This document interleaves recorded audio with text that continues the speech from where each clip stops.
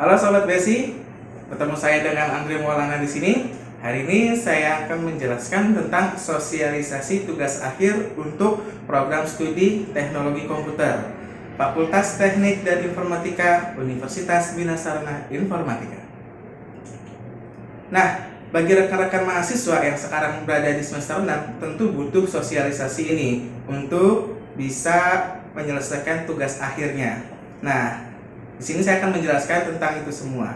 Seperti yang kita tahu bahwa tugas akhir itu memiliki dua macam. Yang pertama adalah tugas akhir reguler. Yang kedua, tugas akhir komprehensif. Nah, apa bedanya? Yuk kita simak berikut ini. Pertama, syarat untuk mengambil tugas akhir yaitu mahasiswa harus memiliki indeks prestasi kumulatif atau yang biasa kita sebut IPK minimal 2. Kemudian, mahasiswa tidak boleh memiliki nilai D dan E pada kartu hasil studi KHS-nya. Kemudian, tugas akhir semuanya itu harus lulus semua mata kuliah dengan nilai minimal C. Kemudian, baru untuk mengambil tugas akhir reguler, mahasiswa harus memiliki IPK di atas 2,75 dan mahasiswa berhak mengambil outline yang sudah ditentukan dengan ketentuan-ketentuan yang telah disiapkan. Adapun untuk tugas akhir yang bersifat komprehensif, ini adalah khusus mahasiswa program Diploma 3 Universitas Bina Sarana Informatika yang memiliki IPK di bawah 2,75. Pada pelaksanaan ujian sidang komprehensif, mahasiswa wajib membawa laporan PKL atau KKP yang telah dilakukan di semester 5.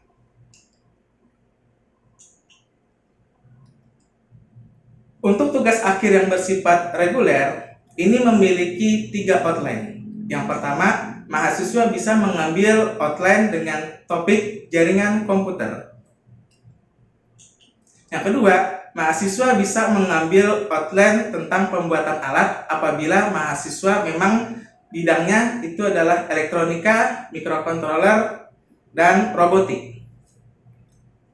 Kemudian bagi mahasiswa yang memiliki kompetensinya di bidang programming, di sini kita juga menyiapkan outline tugas akhir untuk program science. Syarat dan ketentuan untuk mengambil outline tugas akhir jaringan komputer, yang pertama adalah analisa jaringan komputer dan desain jaringan komputer. Dalam satu outline ini tidak boleh dilakukan secara berkelompok. Outline jaringan komputer ini wajib diambil oleh mahasiswa yang melakukan magang atau riset atau mahasiswa yang bekerja yang memiliki surat perintah kerja. Untuk outline jaringan komputer sendiri, mahasiswa dapat mengambil topik seputar local area network atau metropolitan area network atau lebih luas lagi bisa bersifat wide area network atau juga jaringan yang bersifat nirkabel yang biasa kita sebut adalah wireless local area network. Mahasiswa juga diperbolehkan untuk membangun jaringan komputer yang belum ada pada suatu perusahaan, seperti membangun instalasi jaringan IP, CCTV pada PT XYZ atau pada kementerian-kementerian yang tempat dia melakukan riset. Kemudian, untuk penulisan judul tugas akhir, ini harus bersifat spesifik. Tidak boleh seperti penulisan ketika kita melakukan KKP. Sebagai contoh, mahasiswa di sini harus mencantumkan judul yang jelas, seperti analisa jaringan radio server sebagai keamanan jaringan komputer menggunakan sebuah router mikrotik pada PT Indo Utama. Jadi mahasiswa tidak boleh lagi menggunakan judul analisa jaringan komputer pada PT Indo Utama Jakarta. Pada saat melakukan sidang, mahasiswa itu wajib membuat dan menampilkan simulasi jaringan yang dianalisa pada PT tersebut. Boleh menggunakan paket tracer, boson simulator, GNS3, dan lain sebagainya. Adapun juga mahasiswa juga diperkenalkan membawa alat apabila mahasiswa tersebut memang memilikinya. Nah, ini adalah handout untuk jaringan komputer, di mana bab 1 membahas tentang pendahuluan yang berisi latar belakang pembuatan tugas akhir, kemudian tujuan dan manfaat, metode penelitian yang dipakai, dan ruang lingkup atau batasan riset yang telah ditentukan dan tertuang dalam tugas akhir. Kemudian di bab 2, ini berisi tentang landasan teori. Landasan teori ini berisi tentang penelitian-penelitian terkait. Sebagai contoh, apabila tadi mahasiswa mengambil tentang server radius, berarti di bab 2 ini, pada penelitian terkait, mahasiswa wajib melampirkan beberapa jurnal yang membahas tentang server radius. Kemudian ada juga tentang tinjauan pustaka. Tinjauan pustaka ini adalah juga memasukkan beberapa referensi-referensi teori jaringan komputer yang dibahas pada tugas akhir ini melalui buku-buku atau jurnal-jurnal dan artikel ilmiah lainnya. Kemudian di bab 3 ada tentang tinjauan perusahaan tempat mahasiswa tersebut melakukan riset, sejarahnya, sampai dengan struktur organisasinya. Kemudian juga di sini menyangkut tentang analisa jaringan yang sedang berjalan, dan paling pokoknya adalah tentang permasalahan pokok dan pemecahan masalah. Jadi dalam tugas akhir itu harus ada yang namanya permasalahan pokok dan bagaimana penyelesaian masalahnya. Hasil tugas akhir di bab 3 ini harus diujikan antara jaringan yang sebelumnya dengan jaringan yang usulan diberikan oleh penulis yang tertuang dalam tugas akhir di bab 3.5. Sedangkan untuk pembuatan alat, bagi mahasiswa yang memang memiliki kompetensinya di bidang elektronika, mikrokontroler, dan robotik, mahasiswa bisa mengambil tugas akhir outline pembuatan alat dengan syarat bahwa outline ini bersifat opsional untuk melakukan risetnya. Artinya mahasiswa boleh melakukan riset atau tidak di perusahaan, terkecuali apabila mahasiswa tersebut sudah melakukan riset di perusahaan tersebut dan mencantumkan nama perusahaannya di buku tugas akhirnya. Maka hal tersebut wajib untuk mencantumkan surat riset. Outline pembuatan alat ini boleh berkelompok, ya, maksimal adalah 2 orang, tidak boleh lebih.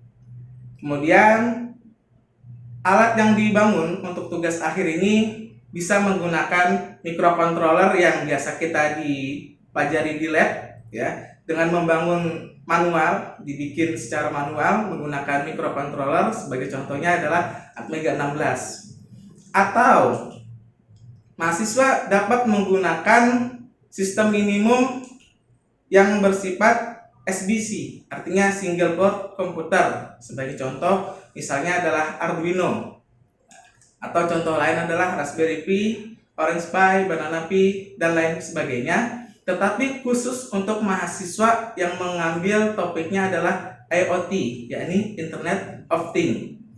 Apa sih IoT ini? Jadi untuk pembahasan lebih lanjutnya itu adalah IoT bukan hanya saja bisa menggerakkan atau mengkontrol suatu alat dari jauh menggunakan internet, tapi dia juga harus mencakup 4 unsur. Yang pertama itu adalah hardware, yang kedua software, yang ketiga database, dan yang keempat adalah network. Artinya ketika alat yang dibuat untuk suatu pembacaan kondisi dan datanya itu bisa disimpan di dalam suatu database dan bisa diakses database tersebut di tempat lain, itu sudah mengandung unsur IoT. Jadi tidak hanya harus bisa menggerakkan suatu alat dari jarak jauh menggunakan internet.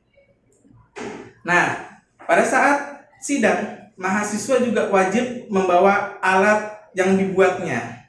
Tanpa ada alat yang dibuatnya, berarti pembuatan alat ini tidak jadi atau tidak sah. Nah, alat ini juga wajib berjalan ketika melakukan sidang. Inilah bentuk handouts dari pembuatan alat, tidak jauh beda dengan komputer, masih sama, yaitu 4 bab, di mana bab 1 pendahuluan, bab 2 tentang landasan teori, meliput dengan sumber-sumber referensi jurnal, buku, dan artikel ilmiah lainnya, bab 3 tentang pembahasan, dan bab 4 tentang penutup. Dan outline terakhir untuk tugas akhir reguler yaitu program sains, di mana program sains ini dapat diambil oleh mahasiswa yang memiliki kompetensi di bidang programming. Nah, berbasis desktop boleh, mobile, web, tetapi tidak boleh mengandung unsur penjualan, pembelian, atau transaksi akuntansi. Sebagai contoh, apabila mahasiswa ingin mengambil tentang program penjualan sepatu, nah ini tidak bisa karena topiknya tidak boleh dibahas pada program sains. Kemudian outline ini juga tidak boleh dilakukan secara berkelompok. Artinya outline ini hanya bisa dibuat oleh individu. Nah, bentuk aplikasinya apa saja yang boleh dibuat? Yang pertama itu adalah sistem pakar. Berarti apabila kita ingin membuat sistem pakar, sebagai contoh pakar untuk menentukan suatu penyakit, nah ini boleh. Atau bersifat animasi interaktif untuk pencarian suatu lokasi atau pembelajaran tentang edukasi lainnya yang digunakan untuk sekolah. Atau mobile, biasanya sekarang zamannya Android, banyak aplikasi-aplikasi mobile selama tidak ada mengandung unsur tadi, penjualan, pembelian, ataupun akuntansi. Yang terakhir bersifat game edukatif atau game interaktif ya. Sebagai contoh, misalnya mahasiswa mau mengambil game membuat game untuk permainan balap mobil, nah ini boleh, bisa diambil ya. Nah, adapun yang saya berikan bintang di sini berarti mahasiswa ini wajib melakukan riset, yaitu sistem pakar dan animasi interaktif. Untuk mobile yang bersifat mobile Android dan game interaktif di sini tidak perlu melakukan riset. Nah, ini adalah handout TA, juga masih sama untuk program sains, 4 bab juga yang terdiri dari pendahuluan, landasan teori, pembahasan, dan penutup. Itulah beberapa pembahasan tentang tugas akhir yang bersifat reguler, yang mana nanti mahasiswa harus menghasilkan karya yang bisa diujikan pada sidang tugas akhir. Adapun untuk tugas akhir yang bersifat komprehensif, yang tadi sudah dijelaskan syaratnya, yaitu adalah ini ujian yang bersifat praktikum dengan 2 mata kuliah yang diujikan. Yang pertama itu adalah jaringan komputer dan yang kedua adalah microcontroller. Di mana mahasiswa nanti ketika masuk ke ruangan sidang, mahasiswa bisa memilih salah satu saja topiknya, yaitu jaringan komputer atau microcontroller, sesuai dengan kompetensi yang dimilikinya. Nah, pada ujian komprehensif kali ini kita sudah tidak lagi mengusung tema yang berbasis pertanyaan lisan. Tetapi untuk tugas akhir komprehensif ini, mahasiswa lebih diarahkan untuk menyelesaikan permasalahan troubleshooting atau praktik di dalam ruangan. Waktu yang diujikan itu adalah 45 menit bagi tiap mahasiswa yang mengikuti tugas akhir komprehensif ini, dengan diuji oleh penguji yang sudah nanti disiapkan setiap periodenya. Untuk ujian komprehensif yang berbasis jaringan komputer ini lebih condong ke masalah troubleshooting jaringan ya. Misalnya mahasiswa menyelesaikan kenapa servernya tidak aktif atau kenapa routernya tidak terkoneksi dengan baik, seperti itu. Dan untuk ujian komprehensif yang bersifat microcontroller, jadi mahasiswa menyelesaikan suatu topik permasalahan dari suatu skema rangkaian yang nanti akan dibuat ke dalam PCB layout.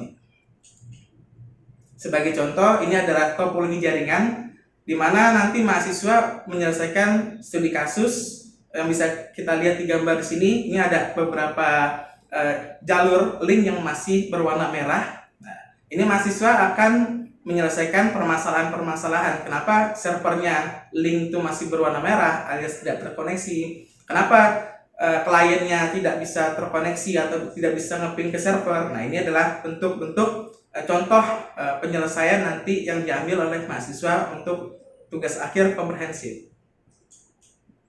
Nah, ini untuk contoh penyelesaian microcontroller untuk tugas akhir komprehensif. Kita sediakan layout skematiknya seperti ini. Nanti akan ada soal dan instruksinya. Mahasiswa akan membuat skema layout untuk skematik yang sudah kita sediakan.